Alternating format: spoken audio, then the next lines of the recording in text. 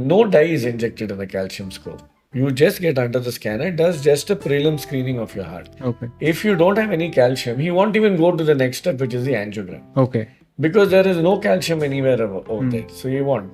If you want to be like 100% sure, then you can do a CT coronary angiogram where they actually inject the dye and then they also see whether there are any internal blocks, calcified plaques as we call them. That's why the calcium score comes from. They are bad. So just to give you an example, you're walking down a street, beautiful, nice wooded road rather, and everything is fine. The road is open, right? Now you had wind, storm, whatever you had. One tree branch fell out and landed across the road. Can you drive on this road? Same story. Right. So you went from being 0 to being 100% blocked in a split second. So if you want to know heart function, echo is the gold standard test. It will tell you your heart function, whether it is normal in function. But it will not tell you if you have blocks or not. So that is the layman's disconnect over here. Right. He believes my echo is okay, I don't have blocks. No. An echo tells you, is your heart pumping efficiently, yes or no. An echo is good if you have any valvular related thing. We have 4 valves in our heart, 2 on the right, 2 on the left. If you have a problem in one of those valves, like you get in rheumatic heart disease and those kind of things, then the echo will pick those things up. Echo does not pick up blocks in coronary arteries. I am Venki, a working professional in IT as well as an amateur masters athlete and a coach for endurance sports. You are listening to the Working Athlete podcast. Here, I talk to working athletes from all walks of life and experts from various sports to provide you with inspiration, training tips, and lifestyle advice. If this is something that interests you, I have a small request from you. Please subscribe to the channel on YouTube, Spotify, Apple Podcasts, or wherever you get your podcasts from. You can also let me know what you like and what you would like to listen to more of by commenting in the comment section on YouTube. I promise to do my best to improve with each episode and bring you the best content that helps you and me get better each day. In this episode, I talked to Dr. Mohammad Rehan, who is a cardio-thoracic surgeon, an international level rower, and a performance coach who started a nutrition brand with the goal of providing clean and healthy performance-enhancing supplements for athletes. Getting to sit down with such a versatile person, I did all I could to get as much value out of the conversation as possible.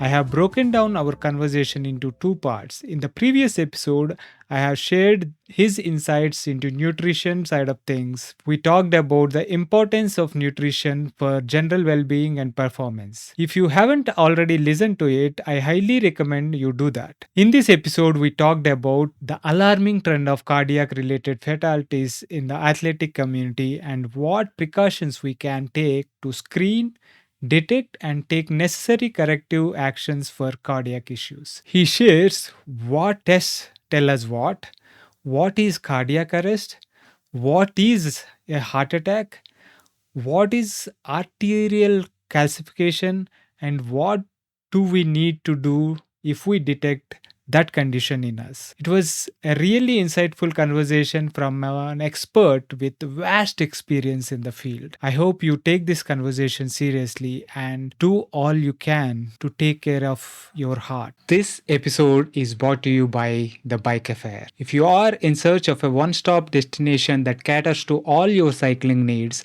our today's sponsor, The Bike Affair, is the perfect place to check out. I have known the founders of the Bike Affair, Krish and Gokul, personally for nearly 15 years now. In fact, my first century ride was with Krish back in 2008. They are both exceptional human beings and entrepreneurs that believe in providing exceptional service to their customers. And it shows. With over 14 years of experience, the Bike Affair has established itself as a trusted source offering honest advice and exceptional service. They are offering a special treat for the listeners of this podcast. You can enjoy a 10% discount on your first order by using the code BikeyVenki on their website. So if you are in Hyderabad, visit their store in Kondapur, or if you are anywhere else in India, shop online by using the link thebikeaffair.com. I will leave the link in the show notes. Now, enjoy the podcast. While we are talking about, sport, you being rower, sport performance, high performance coach, and, someone who has bought these amazing nutritional products into the market and stuff, your main profession is not that. I'm a cardiac surgeon. You are a cardiac surgeon of all things, and so I want to take advantage of your expertise in that and talk a little bit about you know the the cardiac side of things as well, right? Sure. So in the endurance community, we have been seeing I don't know if it is a raise of cardiac issues, people kind of dropping dead Yeah. while doing endurance exercises. But there is a lot of things, a lot of such cases happening, right? Is there any particular reason you think that is happening?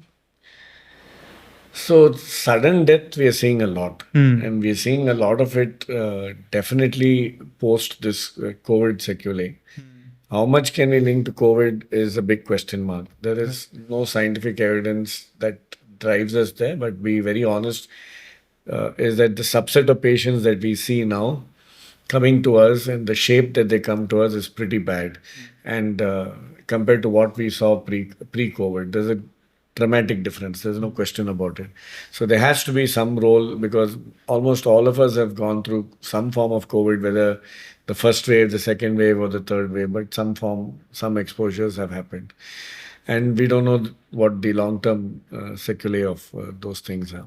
Right. But broadly, one of the things that we've also seen with the whole process of this COVID coming and going and things like that is people who've never exercised in their lives decided one morning, I want to get up and exercise like a madman. Right. That is also not something because you can't just come from 0 to 100 just like that. There's a process. And if you just move into exercise at your uncharted territories, as I would call it, then you're putting your body at risk. Hmm. So, and Indians as a whole, as a genetic race, we are more prone to coronary artery disease. Our average age of developing coronary artery disease is in the third or fourth decade of life. In compare it to a Westerner who's in the sixth or seventh decade of their life. So, it could be A is definitely our genetics, B is our food habits, and C is the fact that we are not that physically as active as in an overall lifestyle like the Western world is. We don't walk to every place. We tend to drive or go and chill. Hmm. So that is something that you are saying genetically predisposed Yeah. better. Okay, that's interesting. So and in we have there is after seeing this some of really famous athletes also kind of dropping dead all of a sudden, there is a kind of panic in the community as such, athletic community, and there are a lot of people coming up with this test, that test and all that. So what are the some of the things that people can do to kind of detect if they are at risk for these cardiac I issues? think one test that is gives you a reasonably certain answer is a CT angiogram of the heart, or what they call as a calcium score, is the CT calcium scoring. So it is nothing but a CT scan of your heart. Okay. It looks at your coronary arteries or the blood vessels in your heart and sees what is the extent of calcium burden in these arteries. If the calcium burden is high, then you are at risk if you put your body through any stress, be it physical or mental or emotional stress, whatever you want it. Stress can trigger a massive MI in your case because you have a high calcium burden. So this calcium scoring is done between 0 and 100 and things like that. But in general, if you have a calcium score of, I would say anything over 15 itself, you need to be a little bit careful. If you are in below 5 or below 10, yeah, you're fine. You don't worry too much about it. Uh, so calcium score is one good predictor test. Yeah, like I do a calcium score on myself if I've decided that I'm going to get myself into, like I want to step up my training. I want to get into something crazy, go back into those endorphin producing type of schedules. Then I always go and do a calcium scoring and come. And you'll be surprised that you could have done a calcium score 6 months ago. 6 months later, you might find calcium there. Maybe it's your diet, maybe something you did differently. You don't realize it. It's small things, but they can. Because, like I said, we are genetically predisposed. So it takes a lot for us to keep ourselves and like your dietary discipline and your other disciplines for you to not get into these troubles. Much as people say, I did an ECG, I did a treadmill and thing, they don't actually just, you can have a normal treadmill in the morning, full on with 13 minutes on it and drop dead in the afternoon. Right. There's nothing that says that because my treadmill is normal. So I think this has been an argument in the COVID era where a lot of the cardiologists are dead against a statement like this. But I always ask them, so you tell me what guarantee you give a guy with a normal treadmill. He came this morning, you did a treadmill, it's normal. He's come back dead in the afternoon. Explain. Right. No, it could be something else. But you will never see that a guy with a zero calcium score is never going to come back drop dead. Very, very unlikely. It'll be a freak accident. It'll very, very unlikely. So I think calcium score, if people want to start, is the way forward. At least you're sure that you don't have the risk and things like. I don't know. How difficult or easy is it to do that Very calcium easy. score? Take Yeah. less than like say 2-3 minutes. You get under the CT scanner. There are tons of diagnostic guys around the place. Almost all of them are running at 128 plus type slice CT scanner. No dye is injected in the calcium score. You just get under the scanner, it does just a prelim screening of your heart. Okay. If you don't have any calcium, he won't even go to the next step, which is the angiogram. Okay. Because there is no calcium anywhere over there. So you want. If you want to be like 100% sure, then you can do a CT coronary angiogram where they actually inject the dye and then they also see whether there are any internal blocks. But even if there are, those are very soft plaques. They are not very dangerous plaques. The soft plaques are okay. They don't travel. They don't take your life out. They're you can still manage with them. These calcified plaques, as we call them, that's why the calcium score comes from. They are bad. So just to give you an example, you're walking down a street, beautiful, nice wooded road, rather, and everything is fine. The road is open, right? Now you had wind, storm, whatever you had. One tree branch fell out and landed across the road. Can you drive on this road? Same story. Right. So you went from being zero to being 100% blocked in a split second. Okay. And if this happened in, say, the main artery, then you're done and dusted. That's where the problem. I think guys who, some of these celebrities who have fallen, is basically most likely it would be ruptured plaques. This is one common thing. The other thing is also some of us are genetically have a very thick heart. What we call as hypertrophy, the cardiomyopathy. Hypertrophy is thick, cardio is heart, myo is muscle, pati is disease. So when you have that, then you're at risk of sudden death again because basically your heart is really thick. It's a very small cavity, doesn't know how to relax.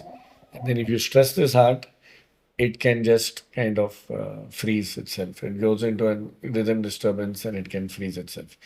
So hokum is what we used to initially think when all these footballers and all these athletes used to fall, drop dead. It was a very common source. It still is a reasonably important source, but that can be identified by an echocardiogram. You do a good echocardiogram, you will get your answer. Do I have a HOCM or do I not have HOCM? Clear. Then one test is diagnostic. But an ECG and a treadmill are just ancillary thing. ECG will show changes only when actual things are happening. A resting ECG can be normal, but if I put you through stress, it might show up a lot of problems. So those are very baseline tests. You can do it as a baseline, but if you're very serious about training, you want to get into something which you have not done, I think it is safer to do a CT coronary angiogram. Okay.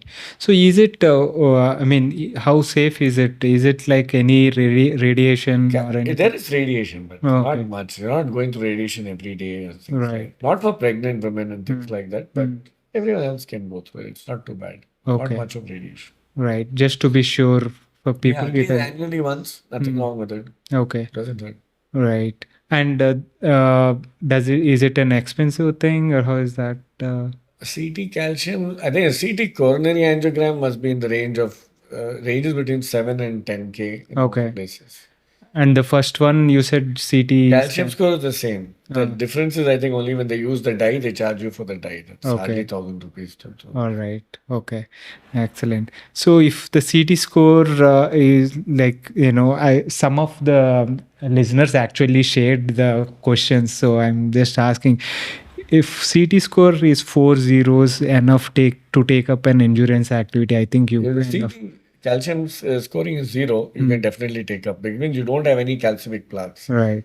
But if your calcium score is high, like I said, anything over 15, be careful. Start with very low to moderate activity, and then see how it goes, and then only start pushing because you're at risk. That plaque rupture is quite a risk. Right. And if a CT score of a runner is less than 100, he or she That is is on very high. modification. 100 is the top, Yeah, that's very topmost, high. right? So you have answered that, it's a risk. So, and what is the hierarchy of tests that can be done? You answered You can that. do a baseline ECG echo treadmill test, but they're not, like I said, based on that, you can't say I'm all very healthy and I can go. That Right. definitely not. So if you're really into, like I repeat, if you're into serious sport and you want to push yourself to the limit, whatever be the sport, if there is a physical stress that is added, do a CT calcium scoring or CT coronary angiogram and then move on to starting. That's the safest way to do. Great. So, and what is the role of arterial calcification in athletes and cardiac insurance? That is the main thing you think? So if you have calcific arteries, Hmm. then you are at risk of having hypertension because the arteries are not relaxing. So you will have systolic hypertension, that we have very stiff arteries. So the ability of these arteries to accommodate incremental blood flow is also not there. So you cannot be performing with the same intensity at a guy who has pliable arteries or soft arteries because you are fixated in your blood supply that he is able to, dilate a little bit and accommodate a little bit more. Calcific arteries itself is bad, meaning fixed supply and prone to blocks and prone to this plaque rupture and sudden occlusions. So it's not a good position. We call them vasculopathies because you have some vascular pathy, which is a disease. Okay, and knowing that there another friend who asked, knowing that there is some calcification, how do you make the judgment to stop running or cycling or any activity, or can you still have a few more attempts and try to get your PB and stuff? If you have very high level of calcium, then you should actually take a step back. You should downsize your activity at which you're doing. But like I said, if your calcium score is only 10 or less than 15 also, if you say, you are not that bad. You can definitely go and try to run your Mumbai marathon or whichever marathon you want to run and your bucket list. You're still capable of doing that. But then you can't just get up and go and try to do it. You have to give yourself time and train in a very elaborate, proper, structured manner, and then go through with it. I have a patient of mine who actually had a stent and even has a myocardial bridge. It is the artery is going in between his muscles. So the muscle every time it contracts is squeezing the artery shut. So it is a natural block that gets created, released. And he wanted to run the Mumbai Marathon, which he did, and he ran at a good pace also. I'm very proud of him. And he continues to run. Now I think he stopped because of a knee issue, but not because of cardiac. But we were able to adjust his medications, make sure that he was safe, and let him do the marathon. And he did well. And he even, I think he also treks, so he also submitted some fancy one of these mountains after that and things like that. I mean, So it's doable, yeah. but I think you need to space it out and be cautious about it and not push yourself where you get those uncomfortable zones. Stay in your heart rate within the right zone. Hmm. And if it is calcium score is below 15 is what you're saying. Yeah. Okay. Low risk. Low risk. Okay. And there is another question saying, does a normal BP indicate 100% healthy heart or? We all can be normotensive or normal BP or even have low BP, but we need not have healthy hearts. No, not at all. Okay, they're not related. So if you want to know heart function, echo is the gold standard test. It will tell you your heart function, whether it is normal in function. But it will not tell you if you have blocks or not. So that is the layman's disconnect over here. Right. He believes my echo is okay, I don't have blocks. No.